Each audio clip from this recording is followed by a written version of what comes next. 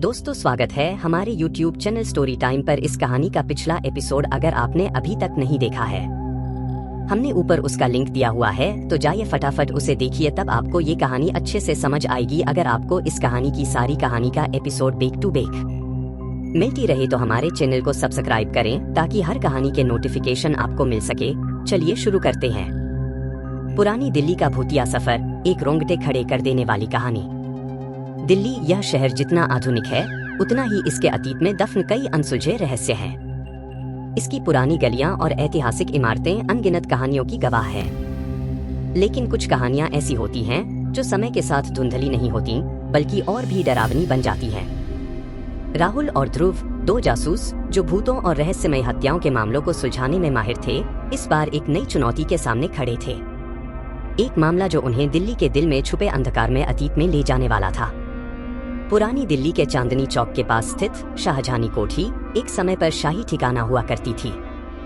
इसे मुगल काल के दौरान नवाब मीर हसन अली ने बनवाया था, लेकिन बीते कई दशकों से यह हवेली वीरान पड़ी थी।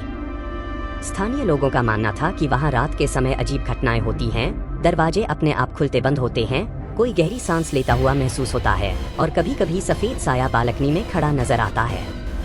राहुल और ध्रुव को यह केस तब सौंपा गया जब दिल्ली पुलिस को हवेली के अंदर एक ताजा शव मिला। मृत व्यक्ति की पहचान अरुण खन्ना के रूप में हुई थी, जो एक इतिहासकार था और इस हवेली के अतीत पर रिसर्च कर रहा था। लोगों को संदेह था कि उसकी हत्या किसी आत्मा ने की है। रात का पहला कदम। राहुल और ध्रुव रात के 10 बजे हवेली पहुंचे। उनके हाथ में टॉर्च और जरूरी उपकरण थे। चौकीदार ने उन्हें चेतावनी दी, साहब, रात को यहाँ मत जाइए। जिसने भी अंदर जाने की कोशिश की वो वापस नहीं लौटा। हमें सच जानना है, राहुल ने कहा और ध्रुव के साथ हवेली के अंदर दाखिल हो गया। हवेली के अंदर घुसते ही ठंडक का एहसास हुआ। हवा में कुछ सड़ागला सा महक रहा था।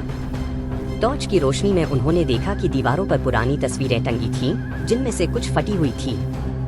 सीढ़ियों पर धूल की मोटी परत जमी थी, लेकिन उनमें कुछ ताजे पैरों के निशान दिखाई दे रहे थे। लगता है कोई हाल ही में यहाँ आया था, ध्रुव ने कहा। या फिर कोई अब भी यहीं मौजूद है, राहुल ने फुसफुसाया। तभी अचानक ऊपर की मंजिल से किसी के चलने की आवाज आई। दोनों ने एक दूसरे को देखा और चुपचाप सीढ़ियों की ओर बढ़ने लगे।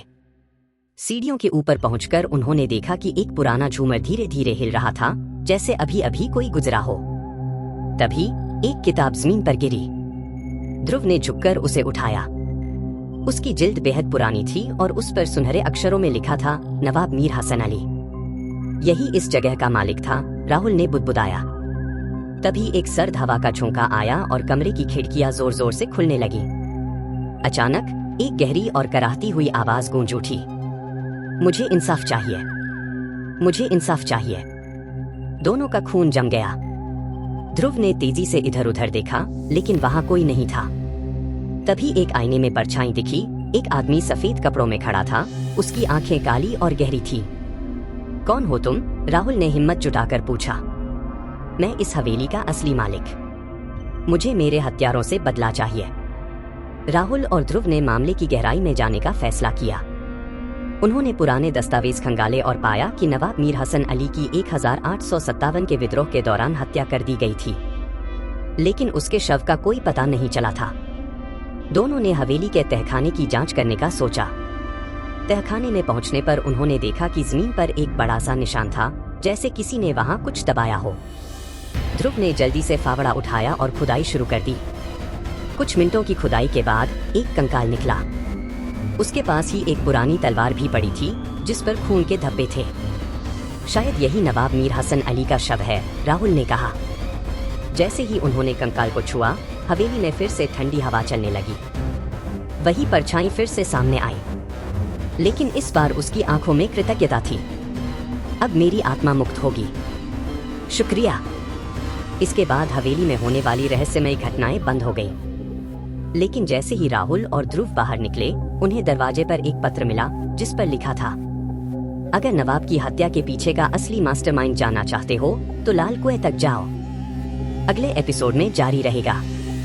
अब अगला एपिसोड लाल कुएं का रहस्य होगा, जहां राहुल और ध्रुव को इस हत्या की असली साजिश का पता चलेगा। अगर आपको ये कहानी पसंद आई हो तो इसे लाइक करें, अपनी राय कमेंट में बताएं और हमारे चैनल को सब्सक्राइब करना ना भूलें। ऐसी ही और मज़ेदार और रहस्यमय कहानियों के लिए हमारे साथ जुड़े रहें। धन्यवाद।